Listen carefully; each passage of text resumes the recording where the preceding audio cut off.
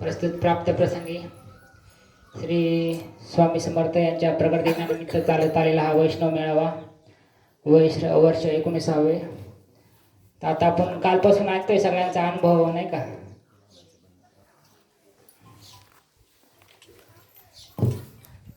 आता इथं सगळे अनुभवी मंडळी बसलेले आहे. आता आपलं तसं काही नाही कारण की समर्थ रामदास स्वामी दासबोधमध्ये सांगतात जोपर्यंत आत्मसाक्षात्कार होत नाही ना तोपर्यंत माणसाने लोकांना ज्ञान नाही पाहिजे म्हणे नाही का. आधी स्वतःचा उद्धार करून घ्यावा आणि मग लोकांना ज्ञान सांगावं. मग तसं आता पण ते भाऊ सांगतात आपल्याला त्यामुळं सेवेकरता आपण माऊलीची एक ओवी घेऊ. अध्याय 12वा भक्तियोग.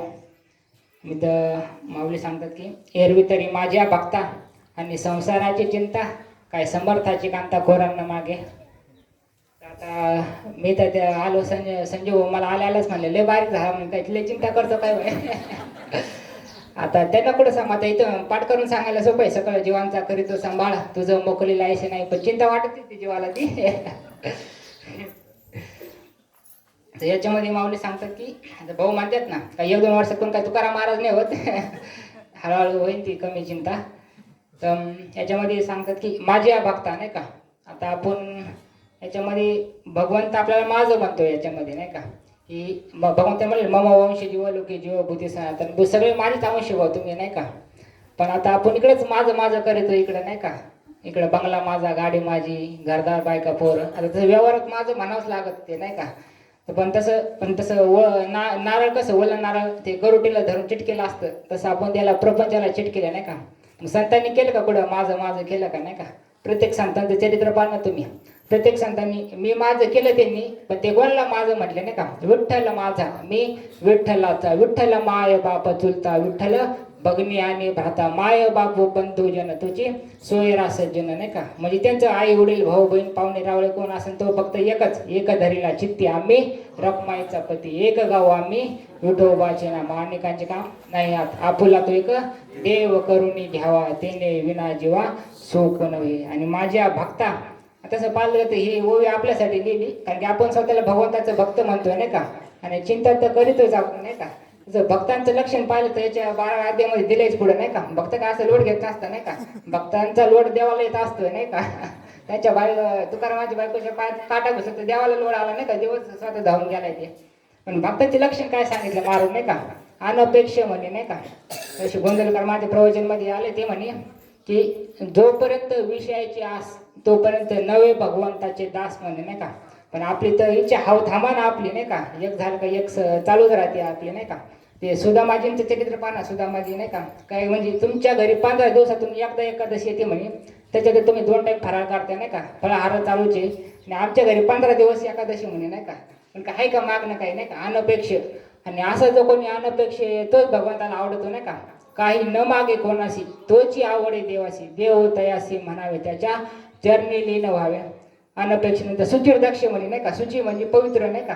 आता पहिलं मला वाटायचं आपण साबण बिंब लावून आंघोळ केली शॅम्पू विंपू लावला इस्त्रीचे कपडे घातले म्हणजे आपण पवित्र झालो काय नाही का. पण महाराज पवित्र कोणाला म्हणतात नाही का. पवित्र सोवळी एक तीच भूमंडळी ज्यांचा आवडता देव तिचं शब्द आला की तिचं म्हणजे ज्यांना जेव्हा आवडतं तेच पवित्र आहे नाही का. मग बाकी अपवित्रच झाले ते नाही का. पवित्र सोहळी म्हणजे सुचिर दक्ष म्हणजे आपल्या वाटेला जे कर्म आलंय ते कर्म. आता प्रत्येक संतांचं चरित्र पाहतो तुम्ही नाही का. उष्णीश मध्ये सांगितले त्यांनी कर्म चर्म रंगू लागे रोहिदास कबीराचे मागे शेले सजना कासा विकू लागे मास. प्रत्येक संतांनी कर्म केलंच ना. पण ते कर्म करायची रीत असते नाही का. म्हणजे आपल्या वाटेला जे कर्म आलं ती भगवंताची सेवा म्हणून करायची नाही का. त्याच्यानंतर जे फळ भेटा नाही का उदासीन म्हणली नंतर ते नाही का. म्हणजे कर्म केल्यानंतर जे फळ भेटेल का त्या फळाच्या आसक्तीबद्दल सुद्धा उदास नाही का. टाइम नाही हा कर्माच्या आसक्तीबद्दल सुद्धा उदासीन नाही का. म्हणजे देहावर तर उदास असतेच असते नाही का. भक्त ऐसे जाणं म्हणे जे तेही उदास गेले आशा पाश निवारून विषय तो त्यांचा झाला नाही आवडे जन्म आधी जन्म घेतले नाही का त्यांनी. तर आता आपल्याला जर लग्न कार्यात जायचं असेल तर पडा आता 3 आणि 4ला लग्न लागत नाही का. आपण 10ला जाऊन बसत नाही का. पाहुणे रावळे भेटतील बोलणं बसणं होईल बा नाही का. आणि इकडे कीर्तनाला जायचं म्हणलं का अजून आवाज नाही आला म्हणते नाही का. उद्या पंचपदी चालू उद्या म्हणते नाही का. असं म्हणजे जीव हिताच्या ठिकाणी किती झोपेले नाही का भाऊ सांगत येते. मग तसं नावडे जन महाराज म्हणले ना त्याजून या जन भक्ती करा म्हणे नाही का. त्याजून म्हणजे सगळ्याचं त्याग करून नाही जायचं पुढं, मग फक्त आहे त्याचं चिटकायचं नाही. असं कमळाचं पाण्यात असतं नाही का, पण ते चिटकत नाही ना त्याला. तसं नावडे जन. दुसरं धन घेतलं महाराजांनी नाही का. तर धनासाठी महाराज जीव द्यायला बी तयार होते लोक नाही का. आता धन वाईट नाही. आता हे एवढं आपल्याला धर्माचं कार्य करायचे, पैसे पाहिजेच ना. महाराज म्हणले ना जोडून या धन उत्तम व्यवहार उदास विचारे वेच करे उत्तमची गती तू एक पावेला उत्तम भोगलं जीवखान. पैसा वाईट नाही म्हणे महाराज, पैशाची आसक्ती वाईट आहे म्हणे नाही का. तसं महाराज म्हणले ना आपल्या बँकेत लय पैसे असले म्हणे, मग आपल्याला पैशाचा आधार वाटतोय म्हणे नाही का. आपल्याला भगवंताचा आधार वाटावं नाही का, आपल्याला आपल्या सद्गुरूचा आधार वाटावं. म्हणजे पैसा आला का त्याच्या मागं असं त्याची टीम येत असते म्हणे. जसं भगवंत आला का भगवंताच्या मागं कसं यश श्री अवतार्य ज्ञान वैराग्य ऐश्वर हे सहा गुणवर भगवंत आला का त्याच्या मागं येतात नाही का. साधा मुख्यमंत्री आला तरी ते सिक्युरिटी पोलीस वगैरे आमदार खासदार सगळे मागच आहे ना त्यांच्या. तसं पैसा आला का त्याच्या पैशाचे 15 अनर्थ सांगितले नाथ महाराजांनी नाही का. तसं महाराज म्हणे ते मेन 3 अनर्थ सांगितले पैशाचे ना. म्हणजे महाराज म्हणतात की सगळ्यात पहिले तळमळ येते म्हणे, पण लय पैसा आला का तळमळ येते म्हणे नाही का. म्हणजे हाव थांबा ना आपली नुसतं, ज्याला कमी आहे त्याला बी ज्यादा पाहिजे आणि ज्यादा आहे त्याला बी वाढला पाहिजे अजून नाही का. तळमळ येते. दुसरी काय ते असमाधान येते म्हणे त्याच्या मागं असमाधान. महाराज म्हणे सगळ्याला रोग झाले ना सर्दी खोकले काय ते, पण असमाधान असा रोग झालाय म्हणे सगळ्याला झालाय, पण त्याचं रोगाच्या यादीत नावच नाही म्हणे नाही का. ते समाधान आहे कुठं मग ते सदा नाम घोष करू हरी कथा त्याने सदा चित्ता समाधान. आणि सगळ्यात मग गोष्ट एक तिसरी गोष्ट येते म्हणे चिंता म्हणे नाही का. चिंता आता महाराज एकदा असेच बसले होते, लय चिंता काढताय म्हणे तुम्ही नाही का. माझ्या भक्ता आणि संसाराची चिंता. संसार म्हणजे तर माऊलीला की जन्म मरणाचा संसार सांगायचे, पण आपण व्यवहारात दोन्ही बी महाराज म्हणले तुम्ही फक्त नामस्मरण करा. तुमच्या प्रपंचाची बी जिम्मेदारी माझी आणि तुमच्या परमार्थाची बी जिम्मेदारी माझी नाही का. तुम्ही नामस्मरण करा, तुमचा हात रामाच्या हाताची जिम्मेदारी माझी म्हणे. म्हणजे महाराजांचे शब्द आहे ते. मग ते म्हणे तुम्ही लई चिंता करताय म्हणे सगळेजण, मला कारण तरी कळू द्या काय चिंतेचे कारण आहे. मग एक जण म्हणे महाराज माझं लग्नच व्हायना म्हणे नाही का. मग महाराज हा म्हणे काळजीचं कारण आहे म्हणे. एक जण महाराज लग्न झालं पण ती बायको लई ताण देते म्हणे. महाराज म्हणे हे बी काळजीचं कारण आहे म्हणे. एक जण म्हणे महाराज पोरच व्हायना म्हणे नाही का. हा हे बी काळजीचं कारण आहे का ते. एक जण म्हणे महाराज पैसेच नाही म्हणे नाही का. एक जण म्हणे मला दुखणं भानगडी व्याधी नाही का, दुखणं चालूच आहे ना, शरीर दुःखाचे कोठार नाही का. हे कोठार उघडलं काय म्हणे नाही का, ते एक दुखणं गेलं का दुसरं चालूच आहे, हे गेलं का चालूच आहे नाही का, दुखणं भानगडी बंद व्हायना म्हणे. तर महाराज म्हणे आता तुमचं झालं म्हणे सगळ्यांचं. हा म्हणे झालं म्हणे नाही का. मग ते म्हणे आता बांधपा म्हणे लग्न झालं मुलगा झाला, तर ते लहानपणीच वारला तो. नंतर बायको बी गेली म्हणे. मी काय काळजी केली का म्हणे, आता रामाची इच्छा भाऊ सगळी नाही का. त्यानंतर राहिला पैशाचा प्रश्न, तर माझ्या तरी कोणी भोगली बी नाही म्हणे नाही का. आणि राहिलं तुम्ही दुखणं भानगडी, तर मला बी दम्याचा त्रास आहे म्हणजे. महाराजांना दम्याचा त्रास होता नाही का. असं रात्रभर महाराज उभेच राहायचे असे नाही का. पण मी चिंता करीत होता म्हणे काही नाही का, चिंतनात राहायचं म्हणजे चिंता नाही करायची नाही का. मग एक जण उठला, तुम्ही महाराज तुम्ही आम्हाला मस्त सांगू राहिले म्हणे, पण तुम्हाला आबरू जायची काळजी आहे ना म्हणे नाही का. आता कोणी किती असू पण प्रत्येकाला आपल्या आबरूची लई काळजी आहे ना. महाराज म्हणे मला त्याची बी काळजी नाही म्हणे. तुमचा संशय दूर करतो म्हणे नाही का. स्वयंपाकघरात जाऊन पहा म्हणे काही खायला आहे का म्हणे नाही का. त्यांनी गेलं काही नाही म्हणे महाराज. मग उद्या अख्ख्या गोंदवलेलं जेवण सांगा म्हणे, महाराजांकडून जेवण आहे म्हणे नाही का.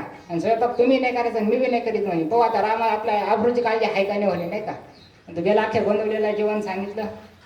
आणि मग सकाळी सगळे 9 वाजता गोळा झाले अख्खे गाव. महाराजांकडून जेवण म्हटल्यावर महाराज म्हणे करा नामस्मरण, श्रीराम जय राम जय जय राम, श्रीराम जय राम जय जय राम. आणि जे भजन चालू झालं 9ला, 10 वाजले 11 वाजले 12 वाजले 1 वाजला. ते महाराज म्हणे तुम्ही भजन चालले, भजनाचं काय म्हणे नाही का व्यवस्था इथं. महाराज म्हणे तुम्ही भजन करा म्हणे, आपली व्यवस्था करीन राम. तिथं महिला मंडळ होते, ते म्हणे महाराज आमच्याकडे लहान पोर आहे म्हणे नाही का, आम्ही याला ज्यांना जाऊन खाऊ पिऊ घालतो म्हणे घरी, तुमचं आलं का आपण डबल जेवण करू म्हणे नाही का. पण महाराज म्हणे रामाच्या ठिकाणी काही भेद नाही म्हणता सांग. रामाला सगळे सारखेच आहे, लहान मोठं काय म्हातारे कुतारे सगळे. पण आपल्या ठिकाणी भेद आहे ना महाराज नाही का. म्हणजे आपल्यामध्येच भेद आहे आपल्याकडे नाही का. म्हणजे समजा आपल्या घरामध्ये एक लहान लेकरू समजा वर्षभराच्या आतलं ते शिसो जागेवरच करताय ना ते. आणि आपल्याकडे समजा आई वडील ते म्हातारे टेकले आणि जागेवर शिसू चालू आहे समजा त्यांची. पण अशा अवस्थेत आपल्याला वाटतं का आपल्या आई वडील 5-50 वर्ष जगावं अजून नाही वाटत महाराज नाही का. आपल्या पोरगं तर वाटतं आपल्याला अकल पायुष्य व्हावं त्या कुळा म्हणून नाही का. भेद आपापल्यामध्येच भेद आहे नाही का. आई वडील आपलेच आहे, पोरगं बी आपलेच आहे ना, पण भेद आहे ना आपल्या बाई. कसं रामाच्या ठिकाणी काही भेद नसतं नाही का, रामाला सगळे सारखेच आहे. मग 2 वाजता एक शेजारच्या गावातून सावकार आला बरं का. त्याने महाराजांचं दर्शन घेतलं. महाराज म्हणे मी नवस केला होते म्हणे महाराज नाही का. आता नवस तर आपणच सगळे करीत आहे बरं का, पण ते विसरून जातो नवस केल्यावर नाही का. तर आम्ही बी केलाच होता आईच्या पडदा असताना नाही का. पण बाहेर आलो विसरलो. मग देवाला असं वाटलं आता याचा मनुष्य जन्म फुकट जाईल ना बा. मग देव भक्ता लागी करून ती संसार तसं भाऊ म्हणत राहते देव काय कोणाचं काही करीत नाही, पण ते काय आता ते मी माझ्या सुनीप्रमाणे पाठ केले ते भोगतो न घडे संचिता वाचून पूर्वजन्मी पाप केले ते बहु विस्तारले. आता देवाची ती फोन आले ज्याच्या घरी म्हणे त्याच्या पुढे चिरा संसार नाही का, स्त्री देवी गुणवंती तिपे गुणती आशा या लागी कर्कश करून ठेव तुका म्हणे साक्ष मज आले देखा आणि काय लोका काय सांगू मग ते नवस मग आम्ही बी नवस केला बजरंगबलीला एकदा नाही का, एक वेळे करी या दुःखा वेगळे दुर्वितांचे जाळे उगविणे आठविन पाय हा माझा नवस रात्र हे दिवस पांढरा म्हणलं. याच्यातून सुखरूप वाचलो ना आपण तर उरलेलं आयुष्य आता बजरंगबलीला राम नामच आवडते ना, उरलेलं आयुष्य नामस्मरण करी म्हणलं नाही का, श्रीराम जय राम जय जय राम. मग घरानं ऐकलं बजरंगबलीने नाही का, मग त्यांच्याच कृपेने समर्थ सद्गुरू जीवनात आले. आणि मागच्या 3 वर्षापासून म्हणजे आता आमचं झालंच होतं मरण माझे देखील डोळा नाही का, ते कळतं आपल्याला आपलं होय जवळ आलंय बघा. पण समर्थ सद्गुरूंच्या कृपेने मागच्या 3 वर्षापासून जे आयुष्य चाललं नाही बोनसमध्ये चाललंय नाही का. मला आता ज्याच्यासाठी भेटलं हे त्याच्यासाठीच वापरावं आपण नाही का. आणि ते गोंदवलेकर महाराज म्हणजे जो माणूस प्रपंचाच्या अनुभवातून शहाणा होत नाही ना तो जगातला कोणत्याच ज्ञानाने शहाणा होत नाही म्हणे नाही का. म्हणजे याचा अर्थ मी लय शहाणा झालो तसं नाही म्हणायचं मला, पण प्रपंचाचा अनुभव आपण जमेल धरलं हे अनुभव प्रत्येकाचा आहेच ना, संसार दुःख मूळ नाही का. मग तो मी नवस केला होता म्हणे महाराज नाही का, मला संतती नव्हती म्हणे नाही का, पैसे तर खूप होते म्हणे पण मूलबाळ नव्हतं म्हणे. तुम्ही नवस केला होता रामाला की मला मुलगा होऊ द्या म्हणे नाही का. मग त्याला मुलगा झाला म्हणे, पण 6 महिने झाले म्हणे मी नवस काढायचं विसरलो म्हणे. मग रात्री साक्षात रामाने येऊन मला स्वप्नात जागा केली म्हणे, अरे बाबा तू नवस केला फेडणार कधी, उद्याच्या उद्या जाऊन नवस फेडून ये म्हणे. मी सकाळीच गेलो म्हणे, किराणा वगैरे आणला स्वयंपाक आणलाय म्हणे, आता आपण रामाला निवड ठेवू म्हणे आणि लगेच हे करू. मग तो बाजूला जो मला ना आबरू जाईल म्हणे का तुम्हाला काळजी आहे. मग तो महाराज म्हणले पहा म्हणे रामरायला आपली आबरूची किती काळजी म्हणे नाही का, रामाने आपली आबरू राखली म्हणे नाही का. तसं महाराज म्हणतात की माझ्या भक्त आणि संसाराची चिंता आपण काळजी करीतच महाराज नाही का. त्या दिवशी आम्ही लग्नात गेलो होतो बरं का, आणि तिथं त्या पाहुणे मंडळी भेटले बा. मग ते म्हणे आता आमच्या गावात लय भारी गुरु आहे म्हणे नाही का. मग ते म्हणे आता चला म्हणे तुमच्या मुलाबाळाचं लग्न बिग्न जमत नसेल तर चला म्हणे. आता गेले मला बळच घेऊन नाही का, पत्रिका दाखवली त्यांनी. ते म्हणे अहो याला मंगळ आहे म्हणे नाही का, याला मंगळची अंगठी घालावं लागत असते म्हणे. आणि 1-2 तोडगे सांगितले त्यांनी मला नाही का. घरी आलो आई म्हणे ती अंगठी घालून टाक मंगळचा खडा बिडा तो नाही का, आणि 1-2 तोडगे ताडगे करून टाक म्हणे नाही का. अगं मला मी लोकांना ज्ञान सांगतोय देहा सकट प्रपंच रामा केला तुला अर्पण ऐसे वाटावे चित्ती कृपा करी लगरू गुप्ती. आणि मी असं अंगठ्यान बिंगठ्या घालून कसं काय चालन म्हणे नाही का. मग आई म्हणे अरे किती का महाराज लोकांच्या हातात अंगठ्या पाहिल्या म्हणे मी नाही का. अगं म्हणा त्यांच्या अज्ञानातली भक्ती चालू आहे म्हणलं नाही का, आणि तुला काय ज्ञान झालं का रे म्हणे मला का ज्ञान नाही झालं म्हणलं. ते महाराजांकडे आला होता एक गोंदवलेला भविष्य पाहणारा आला होता तो आता बरेच गोंदवले जमा झाला अख्खं. आणि महाराज म्हणतो 4-5 दिवसांनी गेला महाराजांकडे. महाराज म्हणे मग बरं झालं तुम्ही आले, मीच तुमच्याकडे येणार होतो म्हणे. महाराजांनी अशी उषा करून पत्रिका काढली, ही पत्रिका पहा म्हणे एवढी. मग त्यांनी पत्रिका पाहिली ते तोंडावरचे हावभावच बदलले. मग ते म्हणे महाराज मी आतापर्यंत आयुष्यात बऱ्याच पत्रिका पाहिला पण एवढी दळभद्री पत्रिका नाही पाहिली म्हणे नाही का. म्हणजे याच्यामध्ये संसाराचं सुख नाही, आई वडिलाचं सुख नाही, पैशाची अडचण राहील म्हणे, ढगातून पैशाचा पाऊस बी पडला नाही याला रुपयाचा फायदा नाही व्हायचा म्हणे नाही का. अन्न करतायची बी हाडाड होईल म्हणे नाही का, कोणी अन्न दिलं तर याला जेवायला भेटेल म्हणे. महाराज म्हणे याच्या पत्रिकेत पहा असं काही दिसतंय का बुवा, याच्याकडे मोठे मोठे राजे लोक येतील पाय पडतील बुवा. ते म्हणे नाही दिसत म्हणे असं नाही का. मग याच्याकडे काही दिसतंय का बुवा असं पत्रिकेमध्ये की जे हजारो लोक याच्या घरी जेवून जातील बुवा. ते म्हणे नाही म्हणे हे बी काही दिसत नाही म्हणे. मग याच्या असं सांगण्यावरून लोक लाखोचं बांधकाम करतील असं काही दिसतंय का म्हणे. महाराज म्हणे नाही ते बी नाही दिसत म्हणे.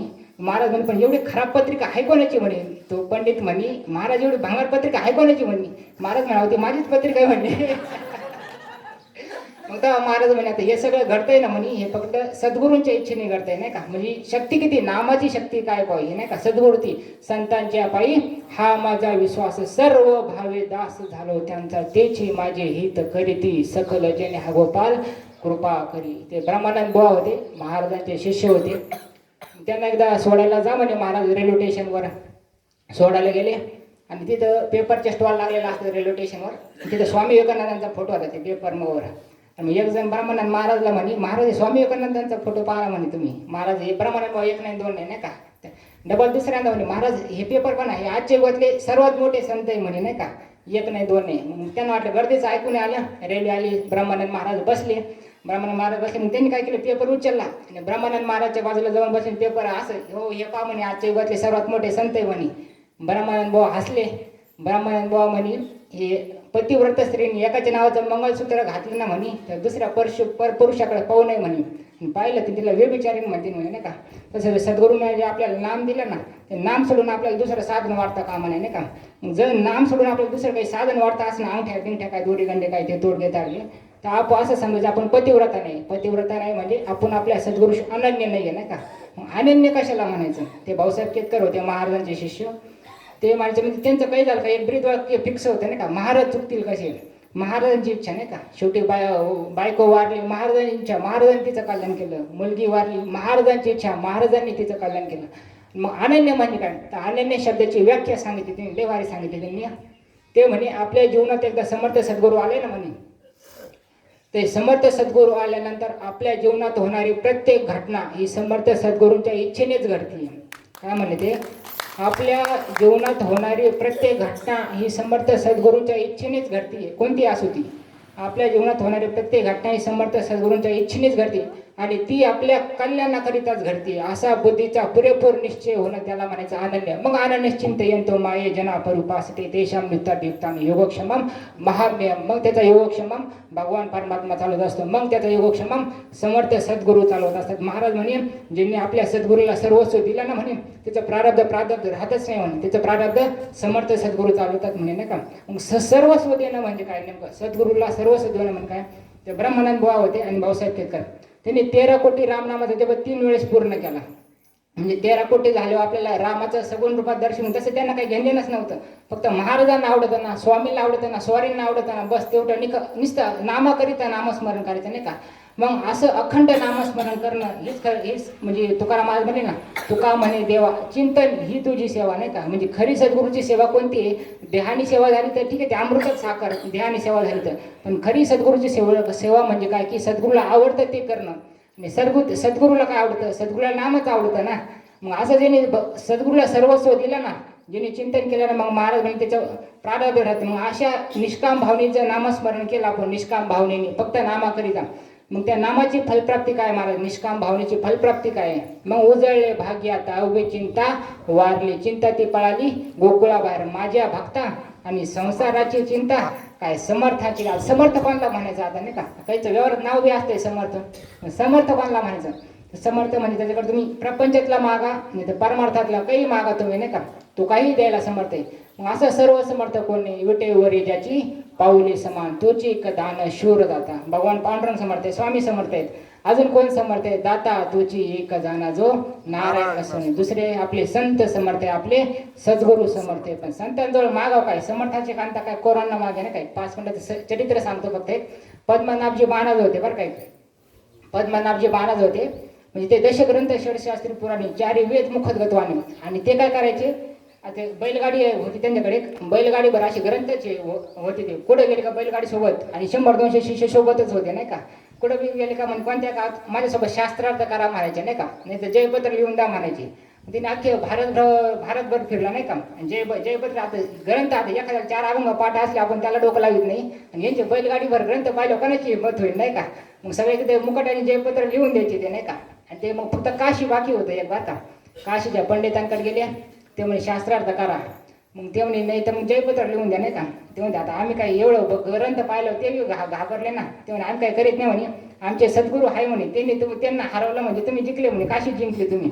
मग ते म्हणे आणा म्हणे तुमच्या सद्गुरूला बोलवून. ते म्हणे तुम्ही कसं काय, ते कसं काय येते तिकडं, तुम्हाला करायचं ना शास्त्रार्थ, तुम्ही चाला म्हणे तिकडं. मग ते त्यांचे सद्गुरू ते कबीर महाराज, कबीर महाराजांकडे गेले. कबीर महाराजांना म्हणे की शास्त्रार्थ करा म्हणे, सगळं इतिहास सांगितला, सगळं भारत ब्राह्मण जयपत्र करू आहे, फक्त आता तुमचं काशी बाकी म्हणे नाही का. आता महाराजांनी ओळखलेला ज्ञानाचा अहंकार झालाय. माऊली म्हणे नवल अहंकाराची गोटी विशेष लगे अज्ञाना पाठी सज्ञानाच्या झोंबे कंठी नाना संकटी नाचवे. शास्त्रार्थ करा म्हणे. मग त्यांना वाटलं आता याला अहंकार झालेला, अहंकार घालावं लागेल म्हणे आता नाही का, की नाही घातलं तर काय होईल, हात मातीत जाईल म्हणे. पण याच्यासोबत 100-200 शिष्य यांना बी मातीत घाली ना, आणि याच्या पुढे बी जाऊन किती काही शिष्य होती याचे नाही का, सगळ्याला माती घाली ना. याचा अहंकार घालू म्हणे आपण नाही का. मग ठीक आहे म्हणे करतो शास्त्रार्थ, विचारा म्हणे प्रश्न. कबीर महाराज म्हणे विचारा तुम्ही प्रश्न. ते म्हणे मी नाही प्रश्न विचारत. कबीर महाराज म्हणे तुम्ही प्रश्न विचारा म्हणे नाही का. मग कबीर महाराजांनी ठीक आहे म्हणे विचारतो. त्याच्याकडे पाहिलं असं, म्हणजे बैलगाडी ग्रंथ होते ना, त्या ग्रंथाकडे पाहिलं. त्यांनी एकच प्रश्न विचारला बरं का कबीर महाराजांनी.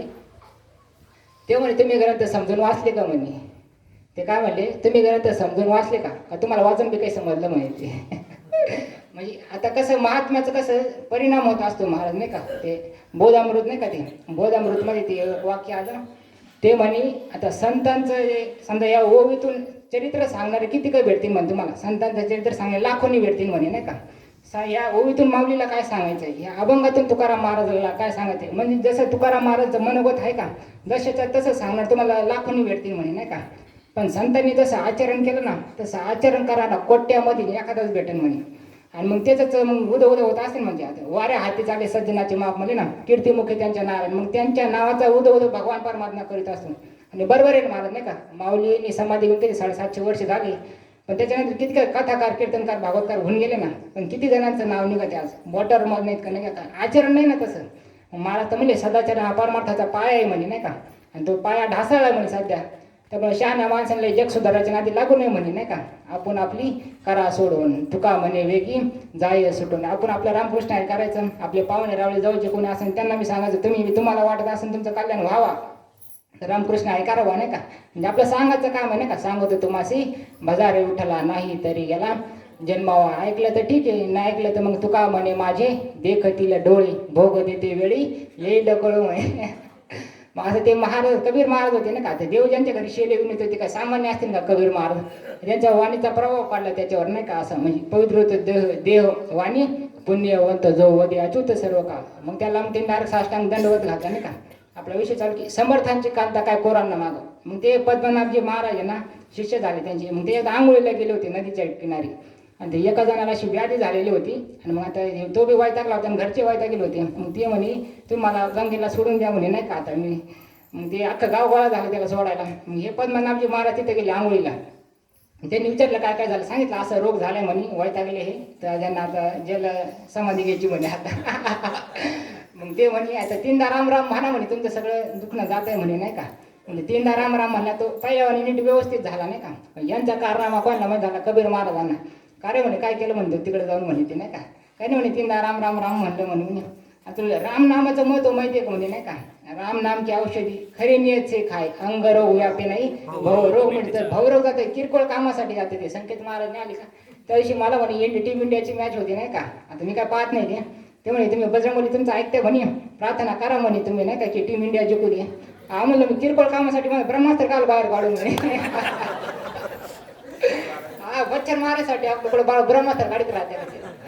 तसं तेवढं आता किरकोळ कामाचं म्हणजे नामाचं काय मत आहे, राम नामाचं काय महत्व आहे नाही का मला नाही का. नाम साराची सार म्हणे शरणागत यमक किंकर उत्तम उत्तम वाचे बोला पुरुषोत्तम. नाम जपता चंद्रमोळी नामे तारला वाला कोळी तुका म्हणे वर्णू काय तारक विठोबाची पाय. आपण त्याचं भगवंताचं नामस्मरण करतोय, पण त्याच्याबद्दल आपण सकाम परमार्थ प्रपंचमधलं मागतोय महाराज नाही का. म्हणजे समर्थांची कांता काय कोरांना म्हणजे काय त्या नामाचं महत्व. समजा एखाद्याला आडाणी माणूस आहे तर काही शिकलेला नाही काही नाही, आणि त्याला असं एक हिरा सापडावा, असा हिरा 5-10 कोटीचा, आणि त्याला लई 4-5 दिवसाचा उपाशी किराणा दुकानात जावा.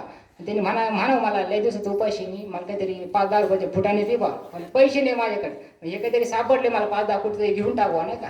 आपलं झालंय तसं, आपल्याला हिऱ्याची काहीतरी किंमत होईल, पण ह्या नामाची काही किंमत नाही ना. पाहिजे म्हणे राम रतन धन पाय वस्तू अमोली कधी मेरे सद्गुरू म्हणे नाही का. त्या वस्तूची काही किंमत होऊ शकत नाही, आणि त्या वस्तूच्या बदल्यात आपण प्रपंचातल्या फलकट गोष्टी मागतात नाही का. म्हणजे फलकट संसार येतं सार भगवंत म्हणे. आता महाराजांनी आपल्याला सांगून ठेवले काय मागायचं नाही का. ते महाराज म्हणतात की समजा एखाद्या शाळेमध्ये आता हे लहान पोरे त्यांना बाहेरचे स्क्वॉड येतो ना, हे म्हणजे शिकवता का नाही. आता महाराज त्यांना शिक्षक लोक सांगतात की उद्या आपल्या शाळेमध्ये स्क्वॉड येणार आहे बा, तर हे प्रश्न मी सांगतात त्यांना नाही का. तुम्हाला हा प्रश्न विचारते तुम्ही असं उत्तर द्यायचं म्हणे नाही का. तर आपलं झालेलं आहे तसं म्हणे. आता महाराजांनी सांगून ठेवले आपल्याला नाही का की तुम्ही भगवंता नामाच्या बदल्यात नामाचंच प्रेम मागा नाही का. तर आपण त्याच्यात बदलत काय आता महाराजांनी सगळे हिमगिऱ्याची गिरे येते म्हणे माझ्याकडे बंदल्यामध्ये. हा कस्तुरीचा चहा आता येतच नाही म्हणे कोणी नाही का. तसं नामाच्या बदल्यात आपण काही फलकट मागतोय महाराज नाही का. काय म्हणे गुरुकृपा झाली, बंगला बांधला गुरुकृपा झाली म्हणे नाही का. गाडी घेतली गुरुकृपा झाली. ह्या फलकट गोष्टीमध्ये याला गुरुकृपा मानते काय नाही का.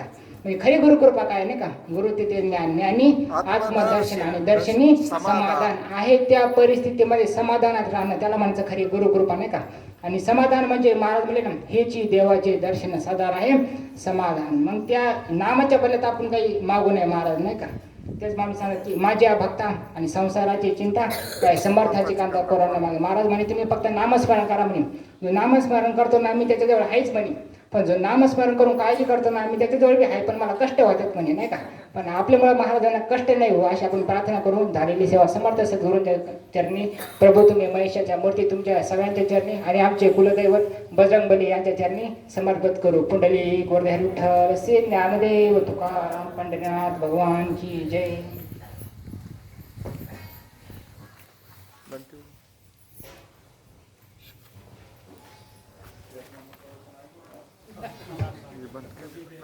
बंद कर